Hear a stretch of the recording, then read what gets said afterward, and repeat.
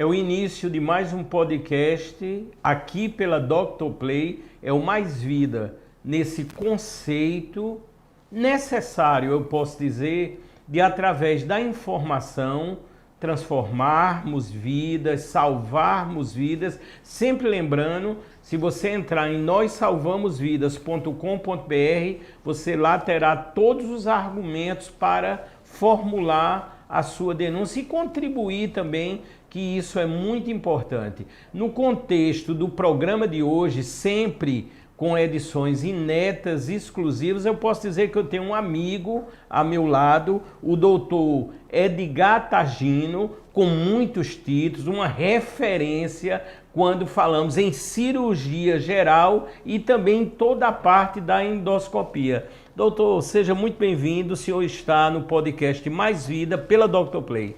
Muito obrigado pelo convite, Fábio.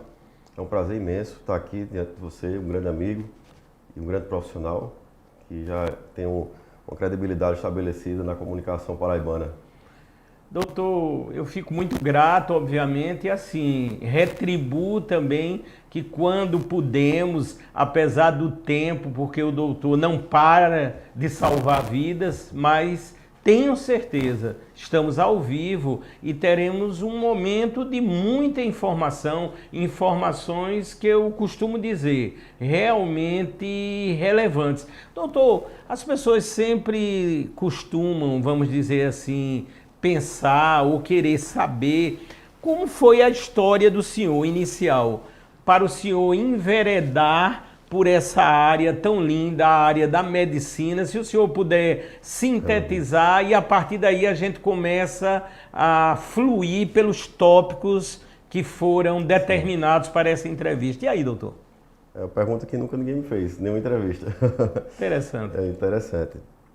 Eu nasci numa casa de 2 médicos, né? Meus pais são médicos. Edgar Tagino, que é pediatra, e minha mãe ginecologista, doutora Irmani. Tenho uma irmã mais velha, que hoje é oftalmologista, né? Silvana.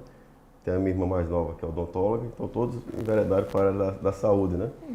Talvez pelo estímulo do dia a dia de ver e admirar nossos pais, né?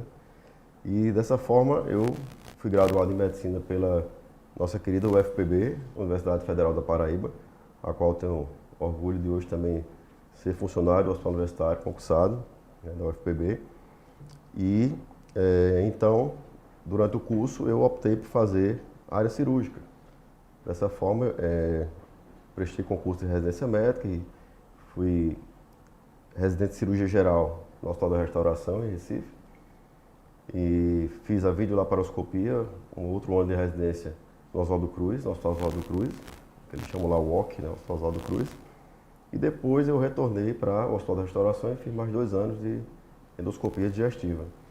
E dessa forma eu pude trabalhar em Recife com grandes equipes, o Dr. Cláudio Lacerda com a equipe de transplante de fígado, hospitais de referência no Nordeste, em Recife, e fui cada vez mais buscando conhecimento. Dessa vez, realizando alguns cursos fora, em São Paulo, fora do país também, na graduação de bariátrica, né, de endoscopia bariátrica, que hoje é o nosso forte, né, a endoscopia, mas a gente vai conversar um pouco mais depois. E posso dizer que Deus permitiu que eu realizasse esse sonho dessa graduação que eu sempre almejei, né? Sou muito grato a Deus por isso. Uma história realmente assim muito linda, né? A gente vê todos os links, os DNAs, né, doutor? Justamente dessa história. Doutor, nós escolhemos o primeiro tema que irá aparecer aqui na sequência e, lógico, as pessoas argumentam muito, vamos ver o que aparecerá. Doutor diz, relação entre cirurgia e endoscopia. Doutor, as pessoas costumam, vamos dizer, confundir ou achar que uma não tem relação com a outra. O que o senhor tem a dizer? A endoscopia digestiva, ela vem com o passar do tempo realizando um casamento muito forte com a cirurgia. Antigamente nós procurávamos um médico endoscopista para investigar uma gastrite, um refluxo, né, algo mais do tipo a dispepsia, naquele queimou, aquela sensação de incômodo, a gente procurava por isso, para ver se tinha bactéria, né, o Helicobacter pylori. Mas com o tempo a endoscopia saiu, vamos dizer assim, de um coadjuvante para um personagem principal. A gente consegue tratar doenças com endoscopia, a gente consegue ajudar nas cirurgias bariátricas, por exemplo, fazendo a avaliação antes da anatomia do estômago do paciente. No pós-operatório, a endoscopia também tem esse casamento com a cirurgia bariátrica, verificando se está tudo bem com a cirurgia, se os pontos estão ok, se está tudo no lugar direitinho. Também podemos tratar complicações de cirurgias que podem acontecer através da endoscopia, ou seja, o que antigamente teria que ser o paciente ser submetido a uma nova cirurgia, hoje a gente consegue, pela boca, tratar essas complicações, né? Então, cada vez mais está entrelaçado. E a cirurgia não perde seu brilho, nem a endoscopia veio para ocupar o lugar da cirurgia. Elas se somam de uma maneira muito confortável, né? E quem se beneficia com isso, em primeiro lugar, são os pacientes. Doutor Edgar, aí com certeza a evolução natural, vivenciamos, né, uma pandemia, momentos críticos, a medicina também cresceu muito nos aspectos das ligações, os intercâmbios, e creio que esses processos endoscópicos hoje, eles são muito seguros, né, doutor? Muito seguros. Com a presença do anestesiologista também do nosso lado nos exames, que é fundamental, né, para tornar o exame ainda mais seguro. Nós temos um exame muito confortável, rápido, seguro, né, com taxas baixíssimas de complicação, a endoscopia digestiva, seja ela diagnóstica ou terapêutica, e o que torna o exame muito popularizado hoje em dia. O que antes era até de difícil entendimento para o paciente, né? Hoje já temos protocolos de prevenção de câncer, né? Ou seja, o paciente sabe que a cada um período X de tempo tem que fazer uma endoscopia. Por exemplo, no caso do câncer do intestino, a partir dos 45 anos, todo paciente deve fazer uma colonoscopia pelo menos a cada 5 anos, caso a primeira colonoscopia tenha sido normal, né? Então, a endoscopia e a colonoscopia estão fazendo parte mais do dia a dia da população. Está tendo mais conhecimento sobre o que é e para que serve, né? Ô, doutor Edgar, a gente sempre remete nesse aspecto que o senhor tão bem falou, sobre a anestesia, né? As pessoas ainda têm um certo medo, um certo receio. Como é que o senhor vê naquele procedimento, qual é o tipo de anestesia? As pessoas às vezes argumentam, será geral, não será? O que o senhor tem a falar? A anestesia é um nome que assusta a todos, né? A população leiga. Mas eu acho que o efeito deve ser inverso. Quando nós falamos que tem um anestesista do nosso lado no procedimento ou no exame, a gente deve relaxar mais ainda, saber que estamos mais seguros ainda. Então, o nível de anestesia para um exame endoscópico e colonoscópico é a sedação, né? Não é uma anestesia geral. Ou seja, o paciente não vai precisar ter uma assessoria ventilatória mecânica, ou seja, ser entubado, respirar com aparelhos, melhor dizendo assim. Então, é uma sedação moderada, onde o paciente ele fica sob total controle do anestesista. Quando a gente está terminando o exame, automaticamente ele já vai estimulando o acordar, como se fosse um sono. Inclusive os pacientes que chegam muito temerosos após o exame, não acreditam nem que fizeram o exame, já foi, já acabou, e perdi o meu medo, e acaba gerando algo positivo, né? Um feedback positivo para um próximo exame. Ele já chega mais tranquilo e estimula outros parentes, amigos que têm o receio a realizar o exame, né? Eu gosto até de ressaltar que nesse contexto, eu já falei por algumas vezes aqui no podcast Mais Vida, eu fiz uma bariátrica e no contexto geral, o doutor Edgar Tagini foi uma das pessoas que eu posso dizer cuidou de mim junto com a grande equipe. Não podemos, obviamente, esquecer o doutor Eduardo Pachu, o doutor Leandro e uma equipe assim grandiosa, maravilhosa, de uma experiência que eu posso dizer assim única. Tanto que quando se pensa, doutor, é incrível, quando a gente fala área digestiva como um todo, já lembra do senhor, já lembra do Pachu, já lembra do doutor Leandro. É uma coisa incrível, doutor. Os senhores estão de parabéns. Muito obrigado. Isso não nos envaidece, nos estimula a estudarmos mais, buscarmos mais conhecimento e mais técnicas para podermos evoluir cada vez mais com a medicina paraibana. Doutor Edgar, com, vamos dizer assim, a pandemia neste momento, é lógico que estamos, graças a Deus, com a vacina em outra fase, o senhor já nota uma normalidade praticamente total nos atendimentos ou esses atendimentos se acumularam devido aos momentos da pandemia? Qual é a visão do senhor nesse momento a nível, vamos dizer, clínico, a nível dos atendimentos no consultório? De início, com esse inimigo invisível, né, que é Covid-19, nós não sabíamos quais as armas do inimigo, qual horário que ele ia atacar, como ele atacaria e qual o poder letal dessa arma dele. Com o tempo nós fomos estudando e buscando esse conhecimento e hoje nós já conhecemos bem o inimigo. Então a gente consegue não baixar a guarda, mantemos as medidas de proteção, né, de uso do álcool em gel, a higienização redobrada, uma vigilância maior na clínica. Notamos que o movimento da clínica, com esse conforto emocional e através da vacina, né, aquele medo de sair de casa diminuiu bastante. Nós estamos retomando nossa vida normal, nesse novo normal, digamos isso, né, importante. Não podemos querer agir da forma que nós agíamos antes. Temos que mudar realmente nosso modo de pensar e agir para não sermos surpreendidos pelo mesmo inimigo de uma forma diferente, né, são as mutações. Mas eu noto que como um todo, o movimento está voltando ao normal, está normalizando cada vez mais. E isso é muito bom, porque muitas pessoas se prejudicaram. Às vezes tinha um problema cardíaco e ficava em casa com medo de ir ao médico, né? E às vezes tinha uma complicação da doença cardíaca, foi registrado isso pelo INCOR, em São Paulo. Vários pacientes infartaram em casa, tendo angina, tendo dor, e não iam, não, porque eu não vou pegar Covid. Então acabavam morrendo pelo medo de pegar Covid do coração, não morrer da Covid. Né? Interessante. Doutor, por isso que na sequência agora nós vamos falar um pouco dos tratamentos, diagnóstico, e nesse contexto que aparecerá aqui dos tratamentos, doutor, o senhor nota casos que têm chegado de forma mais grave, assim, pessoas que retardaram pelos motivos já citados da pandemia? Qual é, assim, a visão e a análise do senhor que está no dia a dia? Eu quero até dizer, é impressionante, até de uma forma natural, conseguir, vamos dizer, um horário para essa entrevista com o doutor, que gentilmente está aqui, mas tem que mexer em toda uma agenda, porque é aquilo que eu digo, o doutor não para um minuto de salvar vidas. Parece que vai tirar umas fériasinhas pequenas agora, depois de muitos e muitos anos, né, doutor? É verdade, temos que dar uma paradinha também para reenergizar, buscar mais conhecimento também, descansar.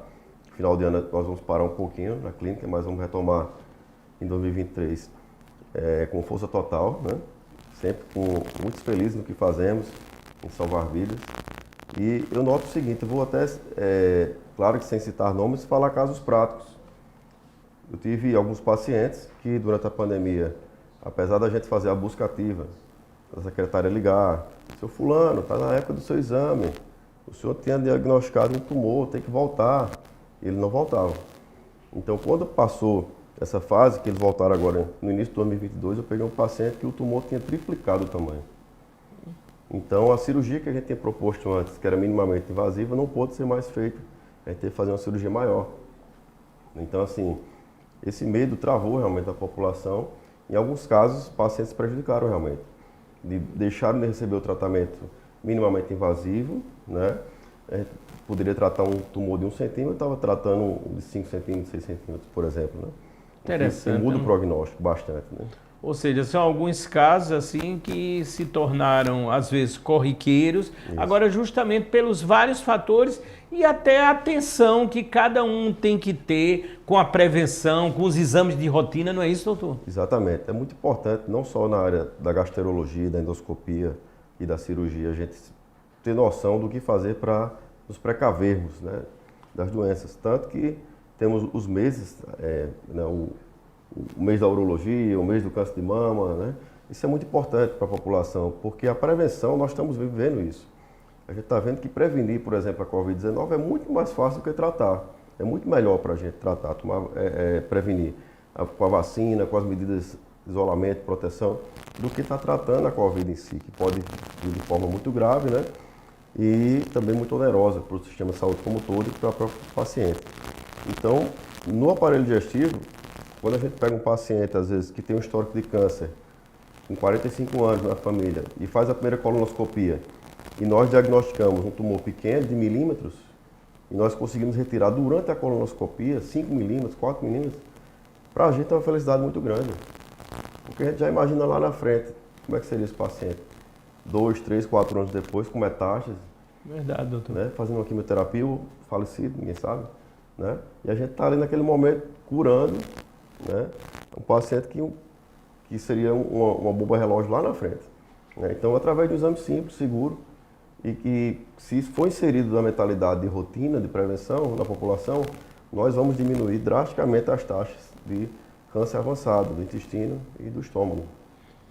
Doutor Edgar Tagino, quando nós falamos aqui da endoscopia, os diagnósticos, quando o senhor faz aquela observação, faz o exame em si, hoje se pode detectar um número grande de patologias, ou seja, de indicativos para que o paciente, a partir daquele momento, venha fazer o seu tratamento de forma segura. Como é que o senhor vê assim? Porque a gente nota uma mudança muito acentuada, como já citamos, né, em toda a área de saúde, e certamente os diagnósticos eles ficaram mais precisos, aliado ao conhecimento que eu sei que em relação ao senhor é um conhecimento grandioso em evolução e em atualização, não é isso, doutor? Muito obrigado.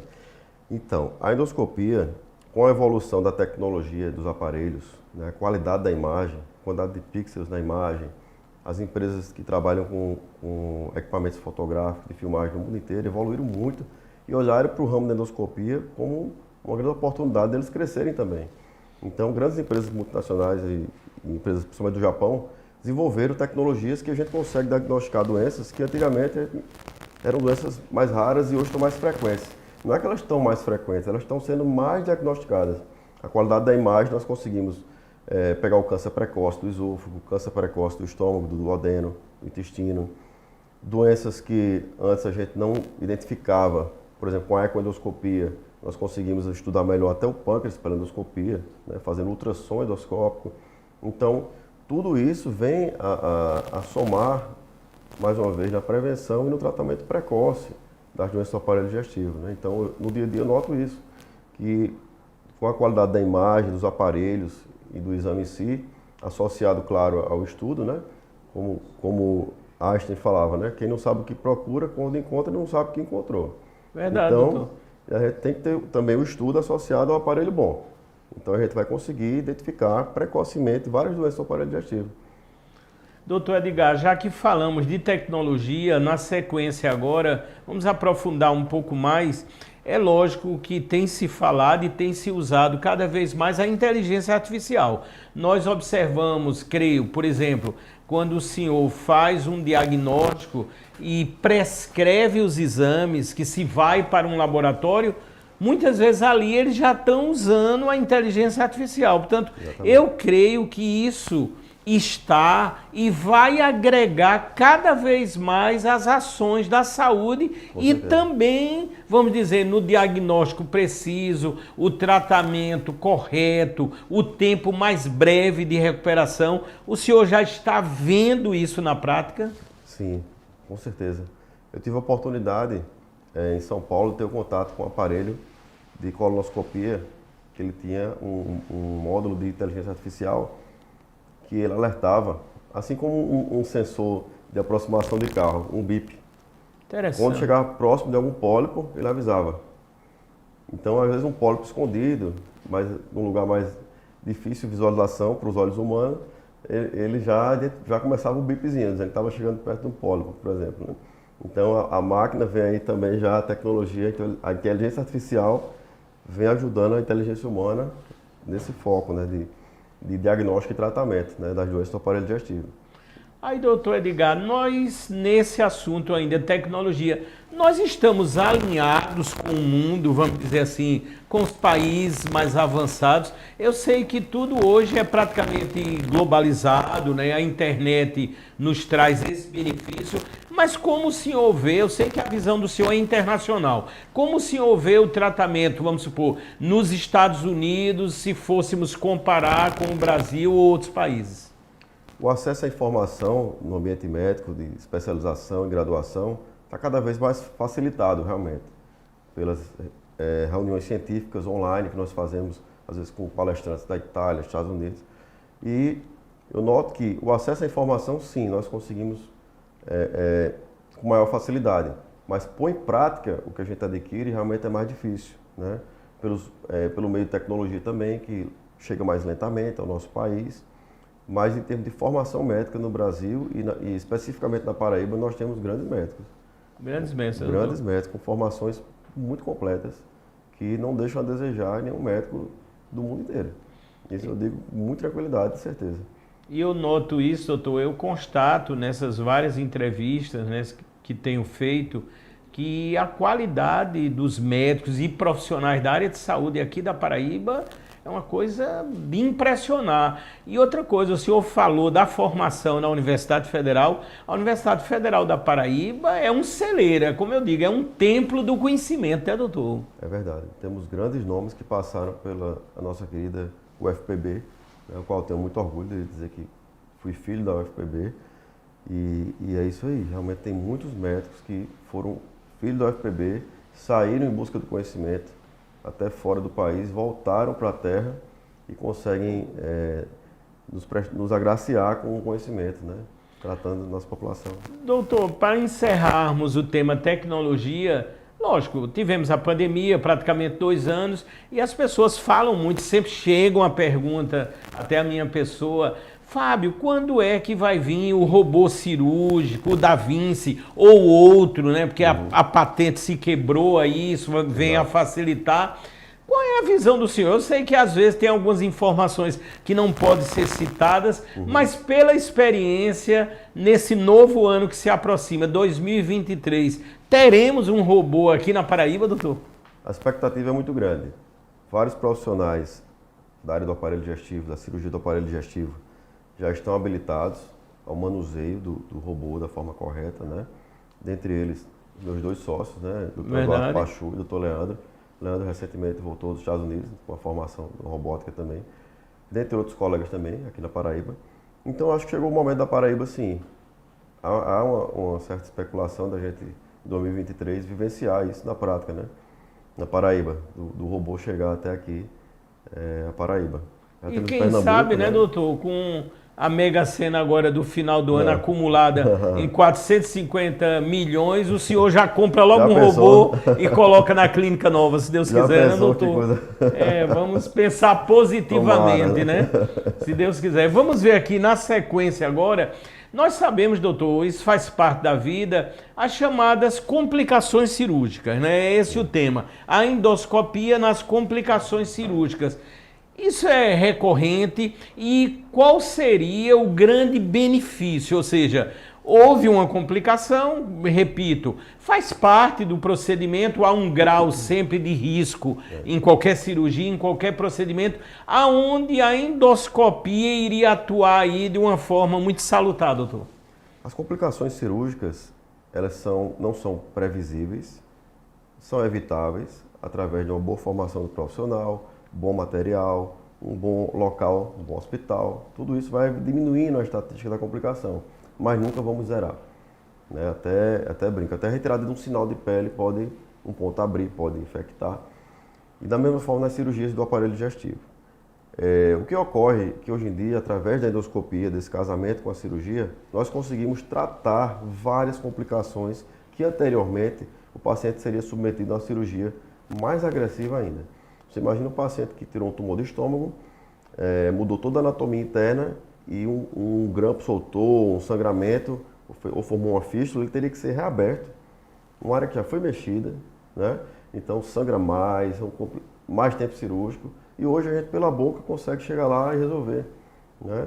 limpar onde deve ser limpo, fechar o que deveria estar fechado e estar aberto. Então a gente consegue contornar essas complicações de uma forma minimamente invasiva, né? Então, assim, por exemplo, hoje no Nordeste, a gente conseguiu já tratar 53 casos de fístulas, por exemplo, né? Após cirurgia do aparelho digestivo, dentre elas a bariátrica, né? Então, várias equipes, em Recife, Maceió, João Pessoa, em Campina Grande, a gente conseguiu já salvar, vamos dizer assim, 53 pessoas. Mas, doutor, né? muito interessante, um número muito expressivo, né? Quer dizer, pessoas que tiveram uma complicação e com um exame, vamos dizer, relativamente simples, houve a solução, né, doutor? Exatamente, sem reabrir a pessoa. Então, eu acho isso fantástico. Apesar de a gente estar, quando a gente é acionado para tratar uma complicação, a gente imagina o sofrimento daquela família, daquele paciente que idealizou o tratamento com a cirurgia. Mas a partir do momento que a gente chega e consegue também ajudar, a gente fica muito feliz, é muito gratificante você ver a pessoa indo para casa de alta após toda aquela fase ruim, vamos chamar assim, aquele pesadelo, né? Então, é muito realmente incrível, né, doutor? É realmente incrível.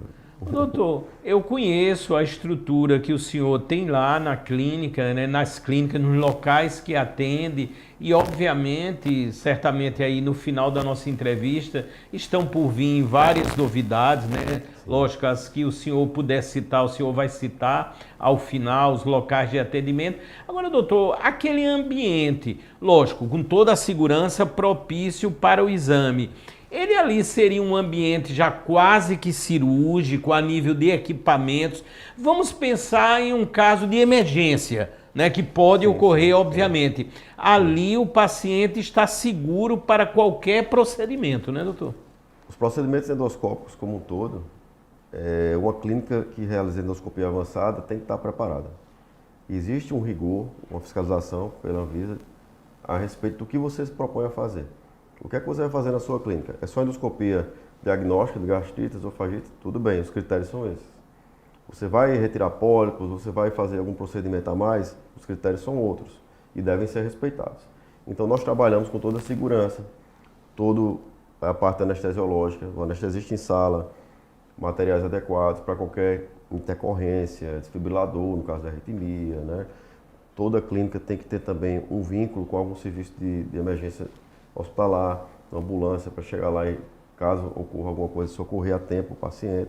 Então, tudo com muito carinho, com muito trabalho e com muita segurança para a gente poder oferecer o melhor para o paciente. E para a gente também, porque o ambiente tem qualidade de trabalho. Você está no ambiente sabendo que está ali tudo tranquilo, que tudo pode acontecer o que for, que está tranquilo, né? A gente também trabalha com qualidade, com mais tranquilidade.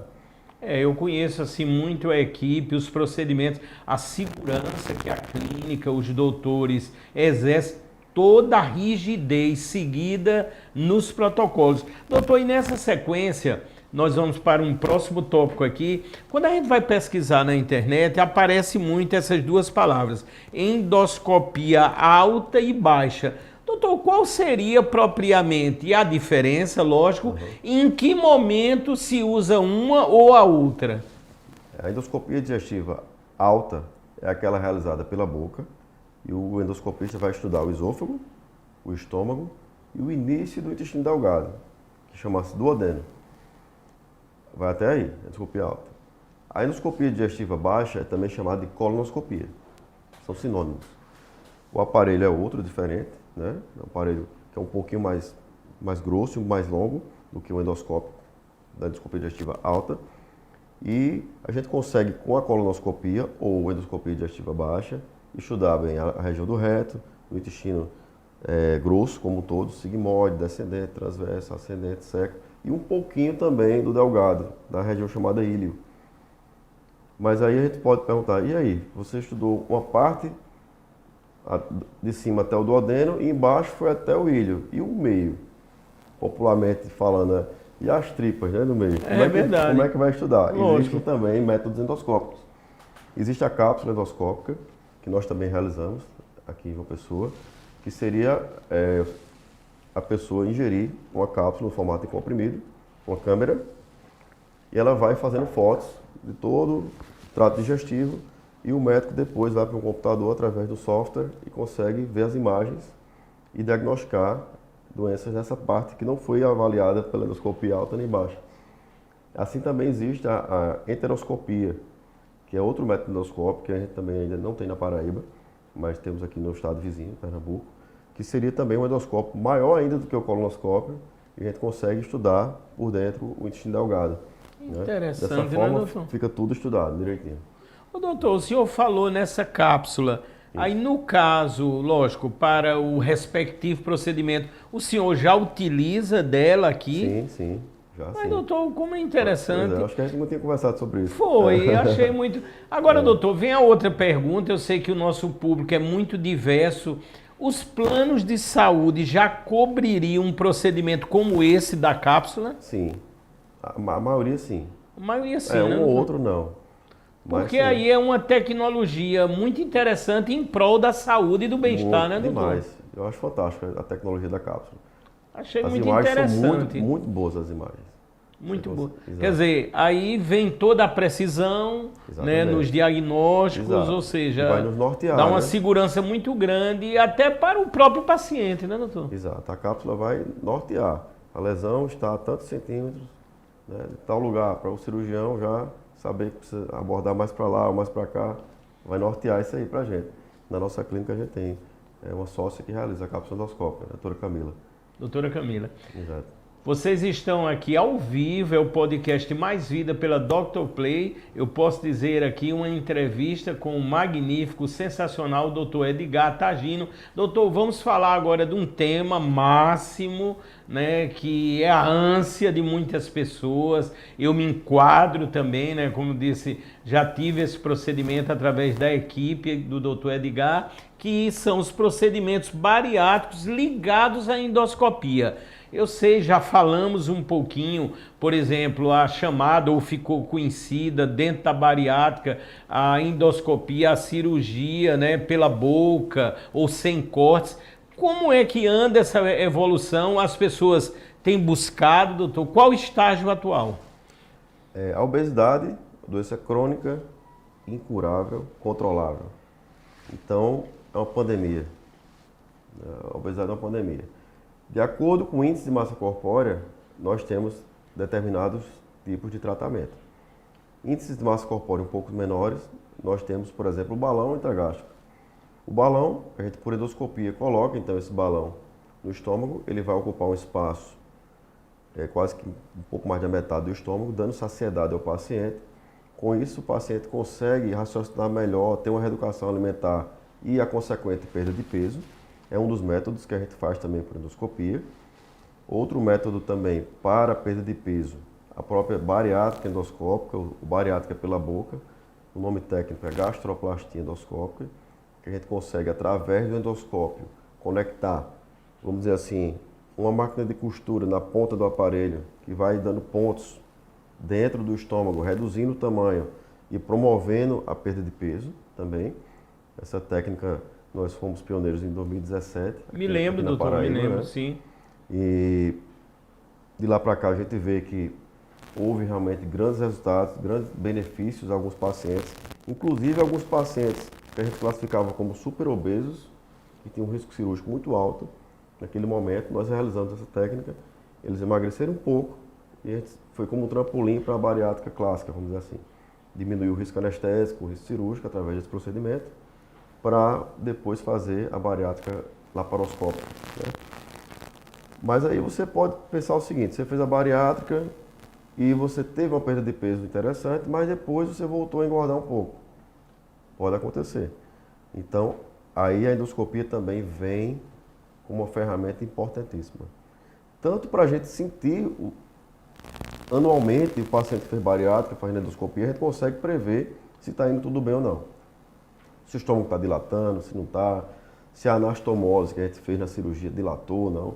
E a gente consegue reduzir novamente essa anastomose, a gente consegue também reduzir mais um pouco esse estômago através da endoscopia, sem precisar abrir o paciente. O que foi também um grande benefício que a endoscopia terapêutica trouxe para a gente. Dentre os procedimentos endoscópicos, nós temos como destaque a aplicação do plasma de argônio. Através do argônio, né, um gás nobre, a gente consegue então gerar um plasma, né, que vai queimar aquela área da anastomose e fechar um pouco mais, que a anastomose é a junção do estômago bariátrico operado com o intestino. Então, quando essa anastomose está larga, a comida passa mais rápido, não tem saciedade e a pessoa começa a engordar, né, reganhar o peso. Quando a gente fecha mais essa anastomose, tem aquele efeito de ampulheta, né? A comida fica mais lenta e consegue dar saciedade e consequente perda de peso. Então a pessoa volta para o trilho do emagrecimento, né? Através do argônio. Doutor, vamos aprofundar alguns temas ainda aqui nesse aspecto da bariátrica. Doutor, o balão, é lógico que os materiais, eles evoluíram, né, em todos os aspectos.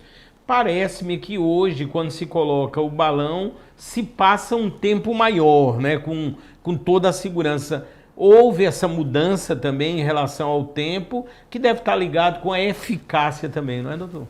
Exato. Existe o balão de 6 meses e o balão de 1 ano. Houve essa evolução. E qual a diferença em si? Logicamente, o material mais resistente do balão de 1 ano, que vai permanecer um tempo a mais dentro do estômago e sofrer a agressão do ácido mais tempo. Tem que durar mais tempo, material diferente. Ambos são de material cirúrgico bem macio, não machuca. E por que desenvolver um de 1 ano e um de 6 meses? Quando a gente usar um ou outro, na verdade, os resultados são bem parecidos. O que vai diferir é a necessidade de tempo para a pessoa se adaptar.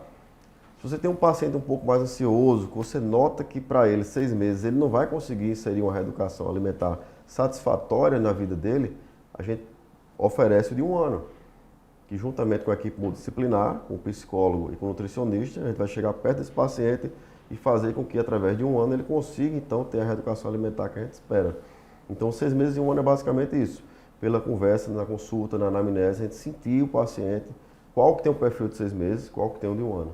Não é nada aleatório, assim. Tudo depende de uma análise, né? Exatamente. Lógico que os senhores fazem. Aí, doutor, no caso da cirurgia sem cortes, né? A bariátrica pela boca, aí haveria necessidade de se estar no centro cirúrgico propriamente para esse procedimento? Boa pergunta. No Brasil, existem algumas clínicas de endoscopia avançada que realizam a gastroplastia endoscópica em ambiente de clínica, né?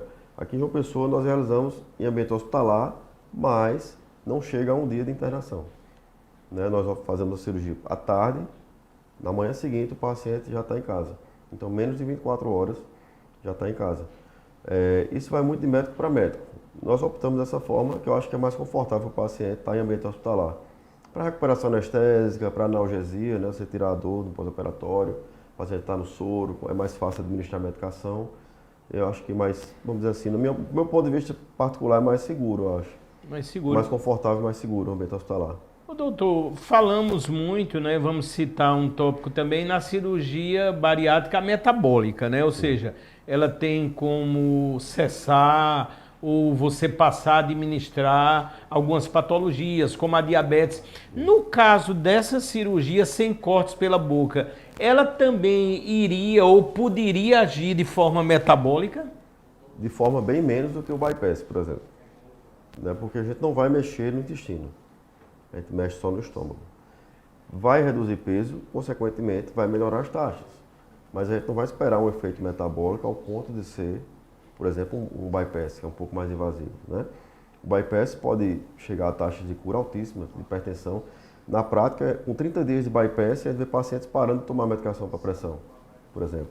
É uma coisa fantástica, isso. O diabetes, você vai ver estatisticamente aí 85%, 90% de chance do diabetes tipo 2 de cura. Ou ele para de tomar insulina para um comprimido, ou para de tomar qualquer medicação. Há um controle do diabetes, né? No tipo de obesidade grau 2, por exemplo. Então é fantástico esse resultado da bariátrica, mas não tem uma comparação, dizer que é igual ao efeito metabólico, não, realmente não.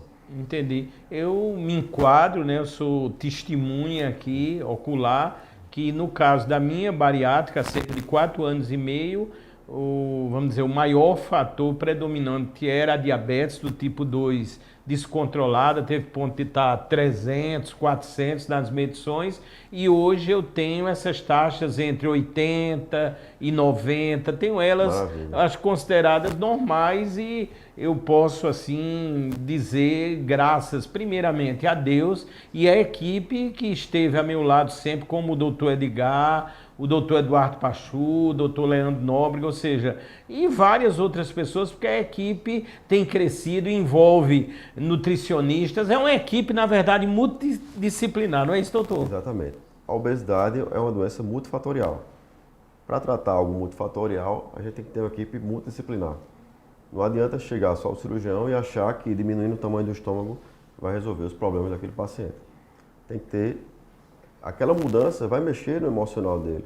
Tem que ter um suporte psicológico, tem que ter uma orientação dietética através do nutricionista, tem que ter uma orientação de exercício físico adequado através do educador físico, tem que ter também o apoio do psiquiatra, que é importante também, a gente sabe que essas mudanças bruscas na vida trazem também consequências emocionais. Tem a nossa equipe de fisioterapia, que no pós-operatório imediato já está do lado do paciente, estimulando a se levantar, estimulando a se movimentar, que cientificamente é comprovado que diminui o risco de embolia pulmonar, que é a complicação mais temida, né, na cirurgia bariátrica. Então, assim, todos esses fatores criam um ambiente de segurança e conforto para o nosso pós-operatório e, consequentemente, resultados fantásticos de qualidade de vida para o paciente. Com certeza. Vamos ver agora na sequência. Doutor, tem um exame aqui, as pessoas falam cada vez mais, né? Diz aqui na próxima tela, deve aparecer agora na sequência, endoscopia e colonoscopia na investigação de doenças. Doutor, eu posso estar enganado, mas quando a gente fala colonoscopia, a gente vê mais as mulheres falando e procurando fazer. Em relação ao homem, qual seria o tempo ideal, o momento ideal, a idade correta? Qual é a ideia do senhor? Qual é a visão tão ampla que o senhor tem a respeito disto?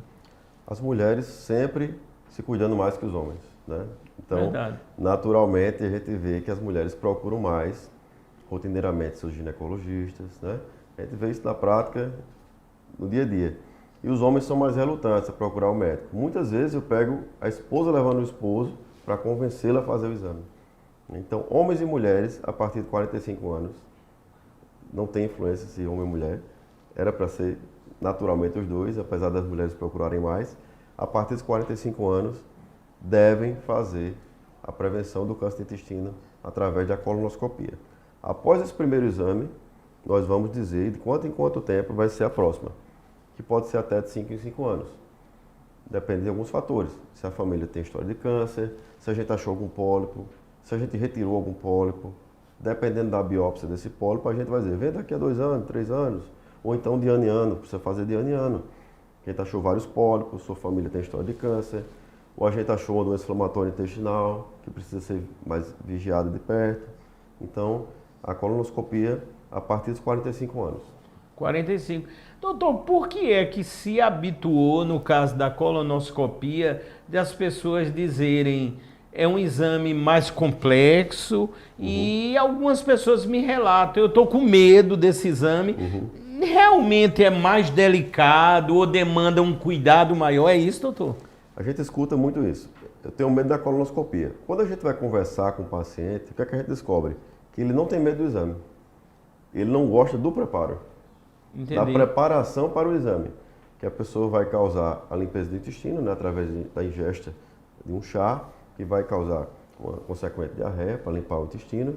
E às vezes esse desconforto, esse preparo afasta o paciente de ter, digamos assim, na mente que vai repetir esse exame.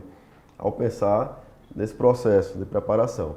O exame em si, após a primeira colonoscopia, muitas e muitas vezes eu vejo esse tabu quebrado. O paciente diz, é só isso? Pode marcar para o ano que vem a outra que eu venho. Muitos falam isso. Não, eu vou trazer fulano para fazer, vou trazer mamãe, vou trazer papai, vou trazer... E vai agregando e quebrando esse tabu na família. Né? Entendi. Mas é muito interessante isso, realmente. Tanto o fato das mulheres procurarem mais, como também esse tabu do preparo e não do medo do exame em si. O senhor citou bem e por isso a grande finalidade, a utilidade de programa como o podcast Mais Vida. Sim. E do doutor Edgar para levar essa informação, eu posso dizer até tranquilizadora, né, doutor? Com certeza. Porque eu vejo as pessoas, não, esse exame muitas vezes diz dói, ou isso é mais demorado, pode ocorrer uma coisa mais grave.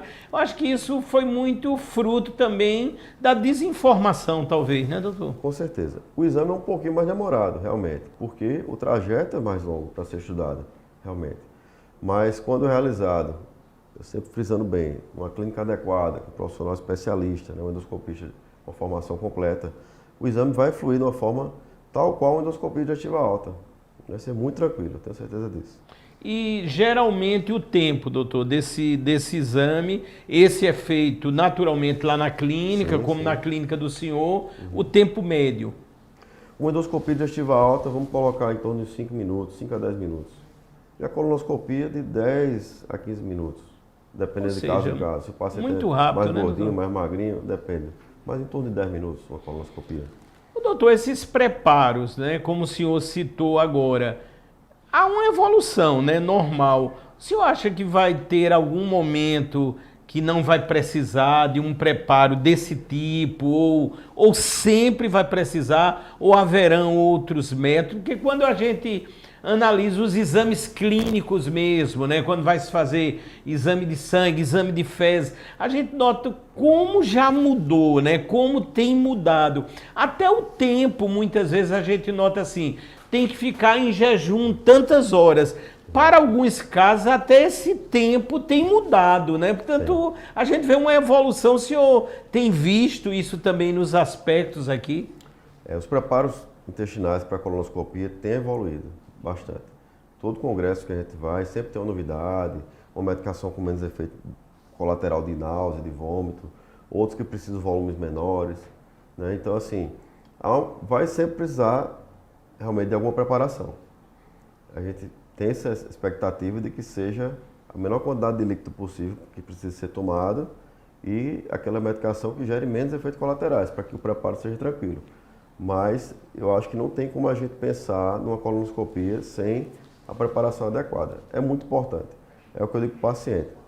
Tem que fazer a parte do paciente para que a gente possa fazer a nossa. A preparação é muito importante. Tem que seguir direitinho tudo que está ali escrito na preparação para que o exame possa verificar de forma correta toda a anatomia e assim funcionar de forma adequada para prevenir um câncer precoce, por exemplo. Ô, doutor Edgar, sempre aqui temos que ter o olhar pelos menos favorecidos. Vamos pensar no SUS, né? Sim. No grandioso SUS. Doutor, o senhor acha que o SUS está preparado quando eu me refiro a nível de profissionais e equipamentos em relação a esses exames, por exemplo? Como é que o senhor vê? Eu trabalho no SUS como colonoscopista, né, no município. Eu consigo sim realizar com qualidade o exame de colonoscopia no SUS. Trabalho também na UFPB, no HU. E também lá nós temos grandes médicos, bons aparelhos. Conseguimos sim realizar exames colonoscópicos, endoscópicos. O grande problema do SUS é a demanda. Naturalmente tem um número maior de pessoas que precisam e não tem, infelizmente, a condição de acesso. Para isso a gente teria que, vamos dizer assim, aumentar o quantitativo de médicos e de aparelhos para a gente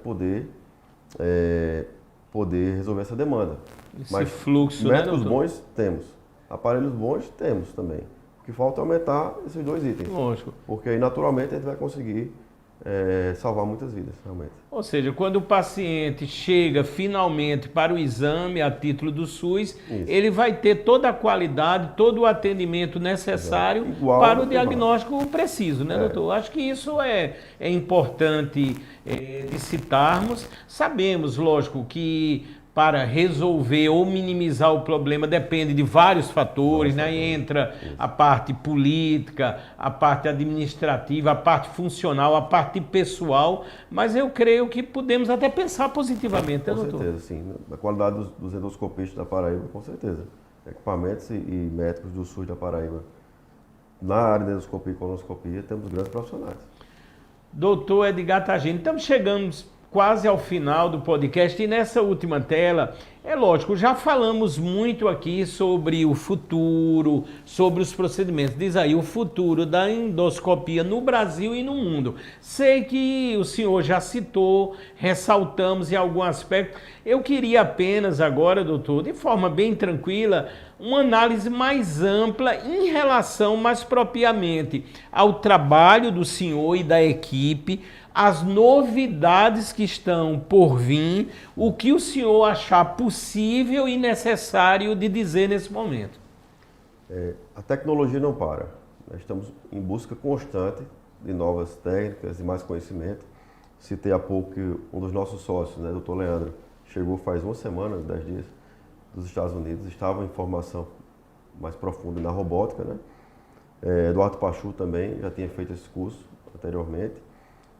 E eu até comentei no programa que eu tinha sido selecionado para fazer. Verdade, né, doutor. um O doutor está vendo um horário possível, tentando mas vai ter ver. que ir no Japão, né, doutor? Pois é, vou ter que, de todo jeito, vou ter que ir lá para buscar mais conhecimento. É verdade. Na parte de ressecção de tumores do intestino, principalmente, né? Então a gente vê com muito bons olhos, com muita esperança de dias melhores da medicina, na qualidade desses procedimentos que nós já realizamos para que nós possamos realizá-los de forma mais completa ainda, né?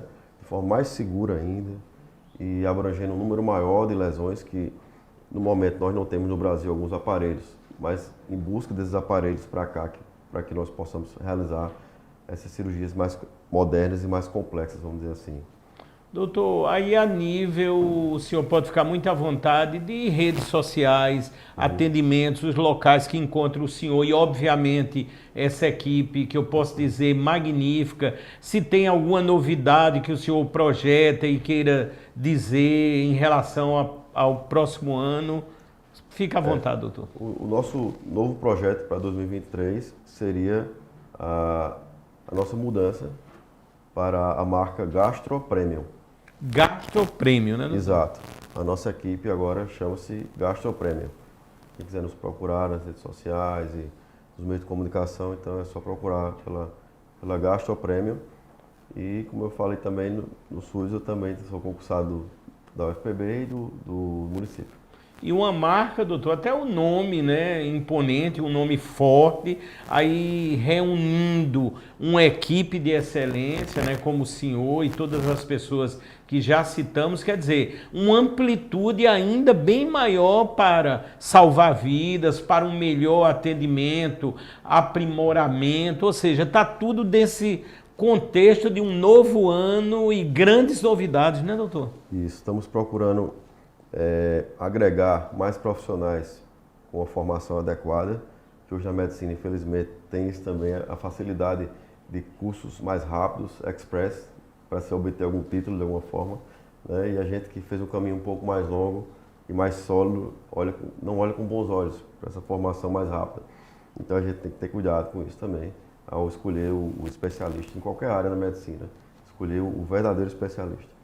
Doutor Edgar Tagino, nós estamos encerrando, doutor, já que, obviamente, é o finalzinho, né, do ano, está se aproximando, eu reservo esse momento para a mensagem do senhor, para todos que estão a nos observar e os que irão assistir, logicamente daqui a instantes, o programa disponível na área do YouTube da Dr. Play e sempre indicamos em compartilhar, assistir, replicar pelas redes sociais, como por exemplo o WhatsApp, o Telegram, ou seja, essa é a ideia e as palavras que eu tenho certeza, doutor, serão de esperança, de otimismo e de saúde, doutor.